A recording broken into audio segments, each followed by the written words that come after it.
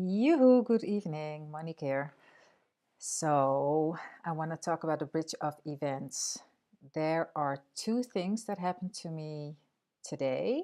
One was a super quick bridge of events that appeared, and the other one is actually something that has been taking a longer time, and that was frustrating me as well. And it's really cool to look at the bridge of events in your own life of how things happened, because it helps you to build trust and faith, to let go of the process, to just give it over to the God within, to the universe, to whatever you call it. And also, life in and of itself is one big bridge of events. And it all leads up to us, like Seth says. I'm not sure how Neville says it, but Seth says that we came here on earth, and Bashar as well, we came here on earth to find out and experience that we are conscious creators and that we create reality by our beliefs. So actually, everything that's happening from birth to passing over is one big bridge of events. But that's as a side note. So the two things I want to tell you about. Let's start with the shorter version first. What is important in a bridge of events to be able to unfold is that that we have a good connection to our inner guidance. And today was a perfect example for this. So what happened was this. I went to the gym, as I do almost every day, except for Sundays. I went to the gym and I decided to get some work done in my shared office space. And I was waiting for a package. And I couldn't really do a lot of things until this package would arrive. So I went to the office space, package wasn't there yet. And I thought, okay, what shall I do? I thought, okay, I can prepare a couple of things. For instance, I needed to have a box to be able to pack the things in and send it off in. And I had one box, but it was too big. It was of size medium. And I thought, I think I need a small. So the interesting thing was I really felt the joy. It was really interesting. The joy of walking to something that was like, I think 20-30 minute walk by foot away to get another box of size small and then come back. And I thought, why am I feeling joyful about this? And I thought, okay, I feel this, it's inner guidance. It must be something that I have to do, and I know better to trust it. So I just went on my way, and then I came back, and I wanted the box, like the package that I was waiting for to be able to finish the work, hadn't arrived yet. So I started packing my stuff and put my backpack on.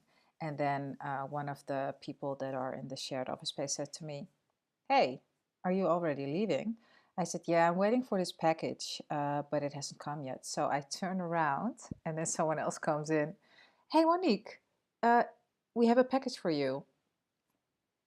And I was like, this is so funny. Hadn't I gone to the post office 30 minutes away to buy this box and returned and do everything like slowly, then I wouldn't have been there at the time to receive the package that I was waiting for. So this is one. The second one is a bit of a longer story. So a friend of mine has a lingerie brand, and I wanted to model for her.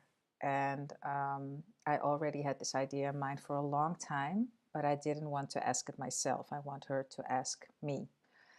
So I thought, let's manifest this. But it was a thing that I have a limiting belief about, apparently because I was frustrated. I was like, why isn't this happening? Because there were some things. Oftentimes you said, oh, you should model for me sometime. And I thought, yeah, but it never happened. And I thought, okay, how can I do this? How can I be calm around this? But somehow I wasn't. Um, so I had all these mismanifestations of her proposing it, and then never, how do you say that? Pulling, it never came to an appointment. That. So about a couple of months ago, I walked into this girl in the gym, and I didn't recognize her. She recognized me. She says, "Hey, I'm so and so. We met then and there, and you know Sophie as well, right?" And I said, "Yeah." And she said, "Yeah, I sometimes model for her. I think we should model together for her sometime." And I thought, okay, this is super funny. How does, I walk into this girl that I know from a long time ago, and then she proposes that. And I thought, ooh, this is going somewhere. Now it's going to happen soon. And then still nothing happened. And it was really frustrating me, but I thought, no, I'm not going to propose it. She has to propose it. It's not an ego thing. Yeah, maybe it's a little, but that's not what it's about. It's not an ego thing. It's me wanting to experience the conscious creation without me mingling, because I could have easily called her and say, "Hey, listen up, when are we going to do the shooting?" But I didn't, because I thought, no, I want to experience the conscious creation.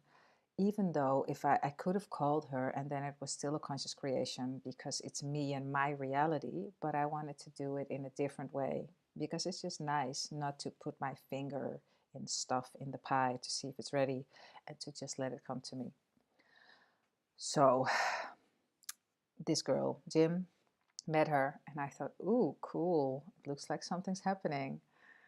And that was a couple of months ago. So at one point, I totally forgot about it. I was frustrated in between a couple of times again. We were in touch, by the way, me and the girl of the lingerie brand. And every time she didn't ask me to model, there was something else every time that she got in touch about. And I thought, close but no cigar. And then finally, now we have a date. She messaged me yesterday saying, "Hey, I'm going to do a shoot then and then, there and there, and I would love for you to be in it." So we fixed the date. It's going to happen. And this manifestation took about, I think, about a year, maybe a bit shorter, maybe a bit longer.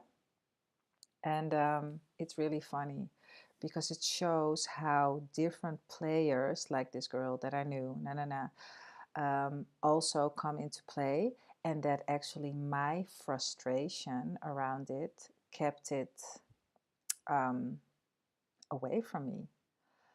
I wasn't relaxed about it, and I totally forgot about it. And actually, there were a couple of other manifestations, but yeah, it's already 9 minutes in. I don't want to talk about that now. We'll talk about that some other time. I've been working a lot on releasing and surrendering, and somehow it's like this domino effect. Like if one thing happens, the other thing happens, and it's really, as Bashar says, when you follow your excitement every moment of the day, because there are choices throughout the day the whole time. And when you always choose what excites you, even if it doesn't make sense, like me, I thought, okay, why does it excite me to walk there and there? But I thought, okay, I have to follow this feeling because it feels exciting. And when you do that, like synchronicities tumble over each other because it's your inner being guiding you. So have fun analyzing the bridge of events and playing with this. And I hope you liked the video, and I actually have faith that you did. And I see you very soon. Mwah.